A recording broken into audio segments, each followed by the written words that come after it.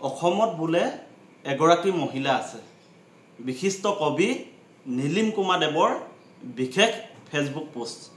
হয় আপোনালোকে ঠিকই শুনিছে বিশিষ্ট কবি নীলিম কুমাৰ দেৱে তেখেতৰ নিজৰ ফেসবুক একাউণ্টত লিখিছে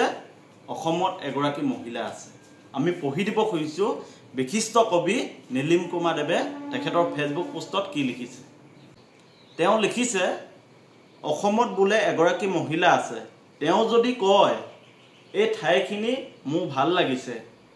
বা এই চাহ বাগিচাখন মোৰ ভাল লাগিছে বা কোনোবা হোটেল এখন দেখি ভাল লগা বুলি কৈছে তেতিয়া হেনো হেইবোৰ তেওঁ হৈ যায় আকৌ লিখিছে তেখেতে তেওঁ যদি এবাৰ কলেহেঁতেন কৃত্ৰিম বানপানী মই বৰ বেয়া পাওঁ তেন্তে কি জানি কৃত্ৰিম বানপানীও বন্ধ হৈ গ'লহেঁতেন নহয়নে নহলে কৃত্ৰিম বানপানী বন্ধ হোৱাৰ কোনো উপায় দেখা নাই এইদৰে বিশিষ্ট কবি নীলিম কুমাৰ দেৱে তেখেতৰ নিজৰ ফেসবুক পোষ্টত লিখিছে এতিয়া তেওঁ অসমৰ কোন গৰাকী মহিলা কথা কৈছে হয়তো আপোনালোকে জ্ঞাত তেওঁ এই ফেসবুক পোষ্টৰ জৰিয়তে অসমৰ ৰাইজক বুজাব খুজিছে যে অসমৰ এগৰাকী মহিলা আছে মহিলা গৰাকীয়ে যতে তেখেতে নিজৰ পছন্দ মাটি দেখে হোটেল দেখে চাহ বাগান দেখে এই সকলোবোৰ তেওঁ নিজৰ কৰি ল'ব খোজে অৰ্থাৎ অবাধ সম্পত্তি গৰাকী তেওঁ হ'ব খোজে এই ধৰণে এতিয়া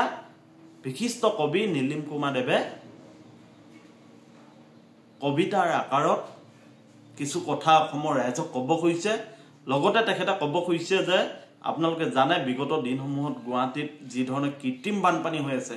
এই বানপানী ৰোধ কৰিবৰ কাৰণে চৰকাৰে যি ব্যৱস্থা গ্ৰহণ কৰিব লাগিছিল কৰা নাই কিন্তু কবি নীলিম কুমাৰ দেৱে লিখিছে তেওঁ যদি এবাৰ কলেহেঁতেন কৃত্ৰিম বানপানী মই বৰ বেয়া পাওঁ তেন্তে কি জানি আমাৰ অসমত কৃত্ৰিম বানপানী নোহোৱা হ'লহেঁতেন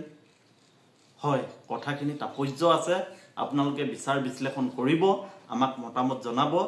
কবি নীলিম কুমাৰ দেৱে অসমত কোন গৰাকী মহিলা কথা কৈছে কিয় কৈছে সঁচা অৰ্থত বাস্তৱ ছবিখন এনেকুৱাই নেকি আপোনালোকে আমাক মতামতৰ জৰিয়তে জনাব